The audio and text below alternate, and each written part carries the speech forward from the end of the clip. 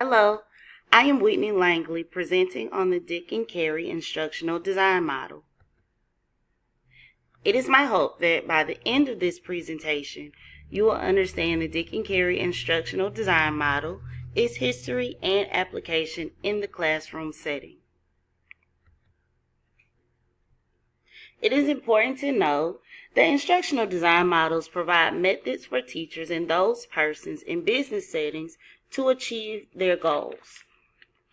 Originally known as the Systems Approach Model, this instructional design was considered after the 1978 publication of the book Systematic Design of Instruction.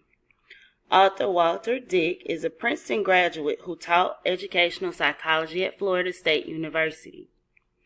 His student Luke Carey, along with her husband James Carey, also co-authored this book. The author stated that it should be noted that our model was originally developed for the training of novices who require a methodology for producing instruction.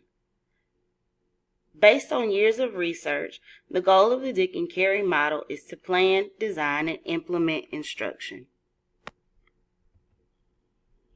I put this mirror here because it just kind of reminds me of the model.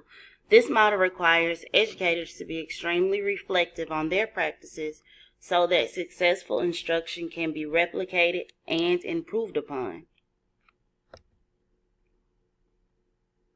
The Dick and Carey model is not the actual delivery method, but is more specifically a model used to design instruction. A focus is placed on the prerequisites needed to begin instruction and what the learner should be able to do after the learning is complete. Dick and Carey state that components such as the instructor, learners, materials, instructional activities, delivery system, and learning performance environments interact with each other and work together to bring about the desired learner outcomes. This is the 10-step flowchart that shows how interactive and reflective steps are completed.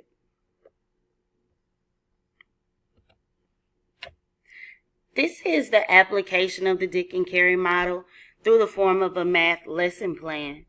This is a 4th grade math standard where students are asked to solve multiple step word problems using the 4 operations. These should be represented using equations that have a letter or variable to represent the unknown quantity. The first step is to assess the needs and to identify the goals. As instructors, you should ask yourself, what is it that we want the learners to know at the end of the lesson? The learner, too, must be made aware of the goals and expectations. For the purposes of the math problem, the goal is for students to be able to solve multi-step word problems.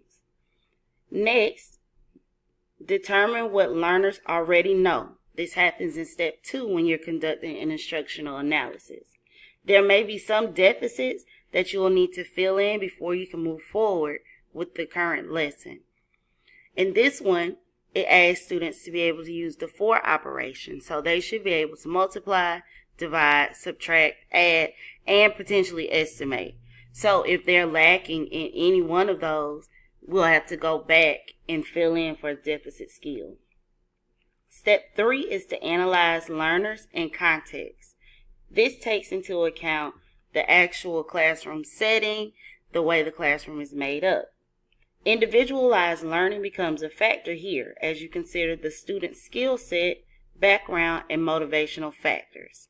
This is actually a plan that I used in my classroom where I had 20 students in a turnaround school setting, so many of them did have deficit skills that we needed to address before we started this lesson. Out of those students, 11 of them were EIP learners. The next step is to write the actual performance objective. Not only does this model focus on what the student should know, but it also tends to what students should be able to do. Step 5 is to develop assessment instruments. This step requires that educators find the test that is most fitting and measures their selected goals. Assessments will display both goals and glows of instruction. This is where reflection comes in. It'll let you know how to move forward in your progress throughout the lessons. Step 6, based on the instruction and analysis so far, the instructor is able to select or develop an effective learning strategy catered to the needs of the students. This includes readings, learning activities, assessments, and anything else that you think will be helpful in helping your students achieve the goal. Step 7 is developing and selecting instructional materials. This is where you actually make or design materials. Step 8 is to develop and construct formative evaluations of instructions. Here, data is collected in ways to improve instruction. 9 is to revise your instruction based on all the data collected thus far. The data reflects the process of the materials selected to determine the needs for change. Lastly is to design and conduct a summative evaluation. This final step in the Dick and Carey model is based on post-assessments and through observation of learners, the instructor, and evaluations if the desired outcome was achieved. This is a 4th grade standard for social studies in which students were asked to identify major battles and events such as Fort Sumter, Gettysburg, Sherman's March to the Sea, and the Appomattox Courthouse in order to determine what led up to the Civil War. I used this lesson this year in my classroom, and it was a moment for me to be reflective because some of the instructional strategies and instruments I used were not as entertaining as others, and there has to be a certain amount of student buy-in. So, based on the revised instruction, many of the students asked to do choice boards to display their knowledge. This is actually one of my students' storyboard where she was able to put in a graphic form the events leading up to the Civil War and a slight description of them. Because the Dick and Carey model is not the actual delivery method, it can be applied to everyday life. For example, learning how to drive. The same 10 steps that you could use in the classroom are the same steps that you can apply. You identify the goal, conduct the instructional analysis, all the way through to the final result. If the goal is to move safely from point A to B, you have to go through the steps. Well, does the person know where the ignition, the gas, the brakes, the lights are? Have you ever driven? If they've had prior skills, then your lesson will be tailored throughout the rest of the steps. If they have not, then you could continue through the steps, and this just shows a flow of how you could use the Dick and Carey model in everyday life.